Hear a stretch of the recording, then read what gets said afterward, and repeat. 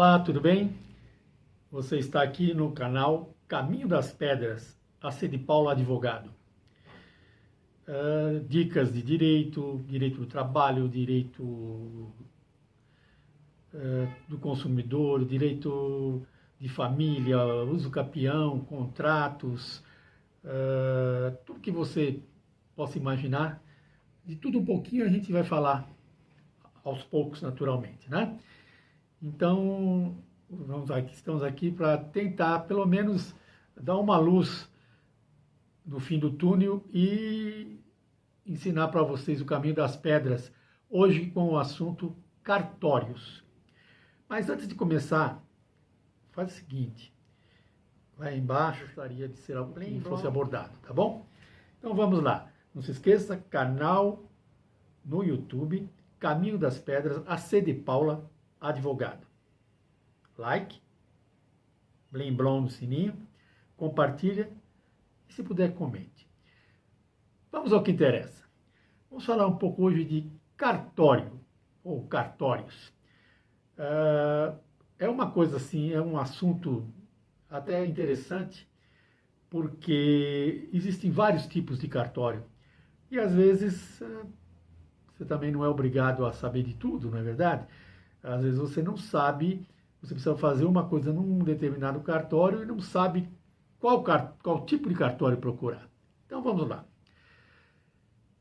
Escritura. Se você quiser fazer uma escritura, ou reconhecer uma firma, um contrato, qualquer coisa nesse sentido, ou fazer uma escritura de doação, fazer um uso capião extrajudicial, um divórcio extrajudicial, uma separação extrajudicial, uma declaração de união estável, certo? Tudo isso você vai saber qual cartório? Você vai fazer isso no tabelião de notas, ou cartório de notas, certo? É o cartório que lavra as escrituras públicas, os atos, todos os atos lá têm fé pública, quer dizer, ele é atestado por um escrivão, por um escrevente, por um cartorário, certo? E ele tem fé pública. Então, muito importante. Então, não esqueça, escritura, qualquer coisa relativa a imóveis, contratos, reconhecimento de firmas, você vai no cartório de notas, no tabelião de notas. Existe um outro tipo de cartório. Esse eu espero que você conheça só quando você estiver do lado ativo, que é o tabelionato de protestos. Então, quando alguém te deu um cheque e tal, o cheque voltou, você conversou, o sujeito não tem outro jeito, você vai ter que protestar o cheque, ou ele vai no cartório e paga, ou o nome dele vai para aquela famosa lista negra do SPC, certo? Então, aí você pegar o título e você levar no cartório de protestos. Existe uma central de distribuição de cartório de protestos que fica na rua 15 de novembro. Se não me engano, o número é 115, mas é na rua 15 de novembro. Então, esse é o tabelionato de protestos. Espero que você... Ao todo, são 10 cartórios de protestos, certo? Então, distribuidor, você vai lá, preenche a papelada certinho, leva o documento, o cheque ou a nota promissória. Aí eles vão fazer o seguinte, vão distribuir para um desses 10 cartórios. E o devedor vai ser intimado a comparecer nesse determinado cartório para efetuar o pagamento.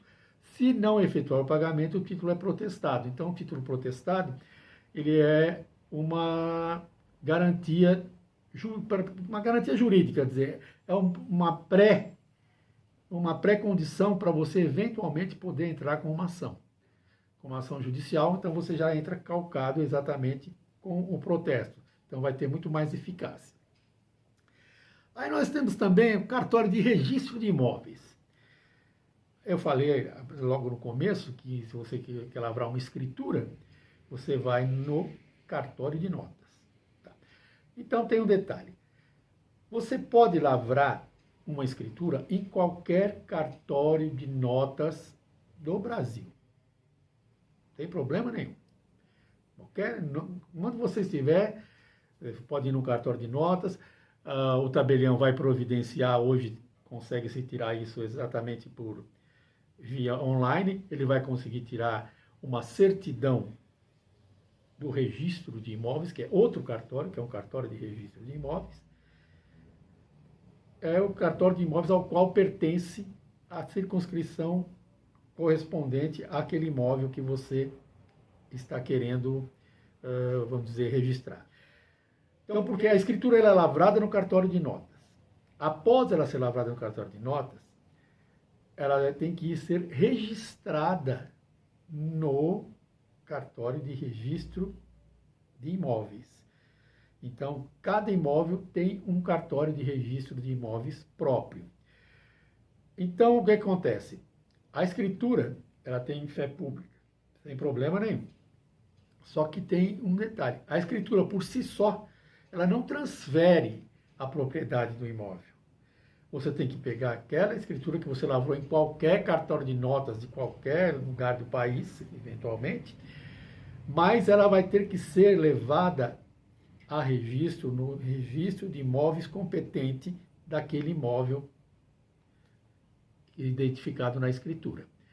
Isso porque o registro de imóveis, ele é um depositário de tudo que acontece, é o RG, vamos assim dizer, do imóvel, desde quando era um loteamento, nem era loteamento, eram aquelas glebas enormes, e aí foi loteado, aí cada um comprou um lote, tu vendeu para o outro vendeu para um, e o que acontece?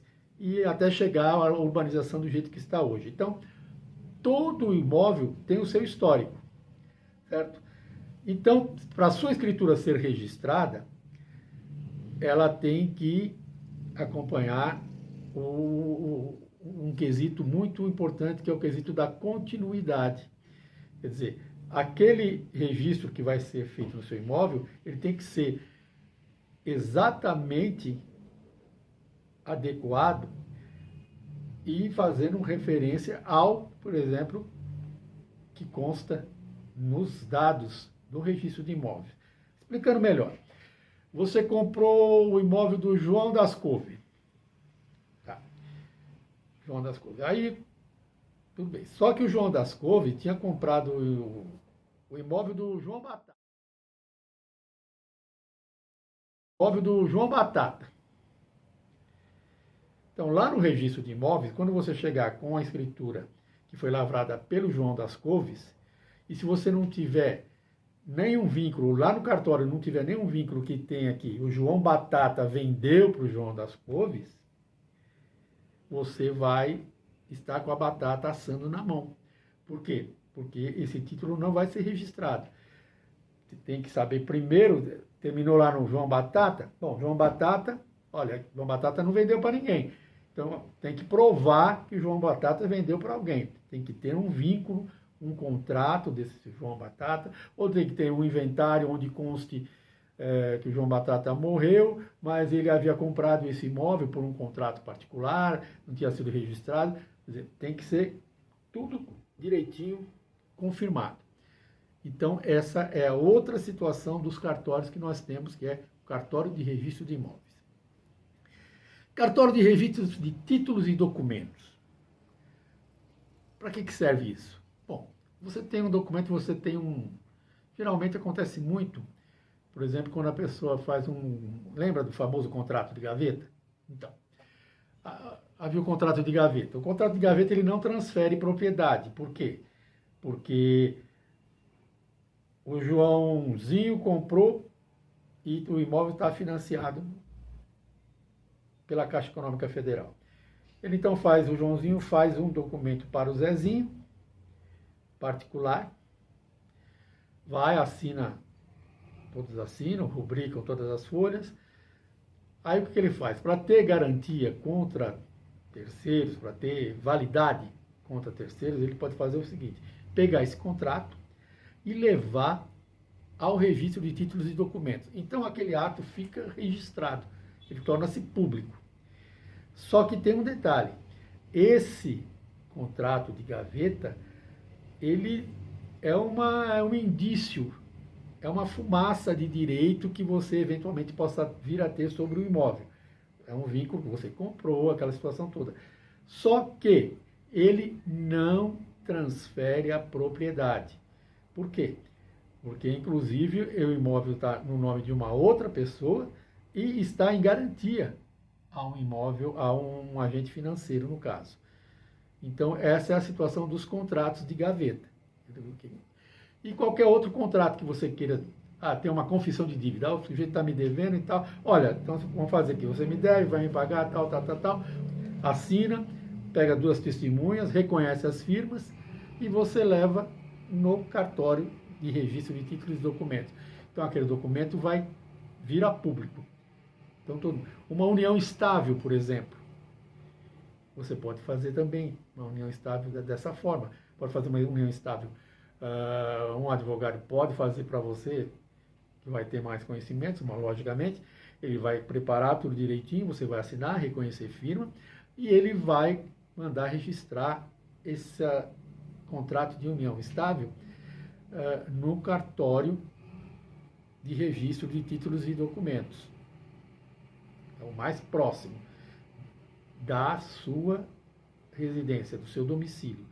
Por exemplo, se você mora em Itanhaém, você mora em São Vicente, esse cartório, ele vai ter que ser feito lá. Falta de tempo ou qualquer outra situação, registrar uma letra de uma música, por exemplo, no cartório de títulos e documentos. Ela não vai valer como, vai ter a mesma validade que se ela tivesse registrada na Biblioteca Nacional. Você vai ter um indício, né, uma fumaça de prova de que aquilo é seu. Você foi que escreveu, teve data, aí serve como uma prova, eventualmente, se você precisar juridicamente. Agora, o ideal é registrar direitinho no local certo. Tá? Então, por hoje é o que eu tinha para falar sobre cartórios. Talvez uma outra ocasião eu fale alguma coisa mais a esse respeito de cartórios. Tá? Mas, por enquanto, vou ficando por aqui. Agradeço a presença de vocês, agradeço o like, agradeço o compartilhamento, agradeço você ter tocado no blim blom, fez soar o sininho e aguardo seu comentário com eventualmente alguma sugestão que você queira ouvir por aqui. Tá? Então, o canal Caminho das Pedras, a C de Paulo Advogado, por hoje fica por aqui. Até.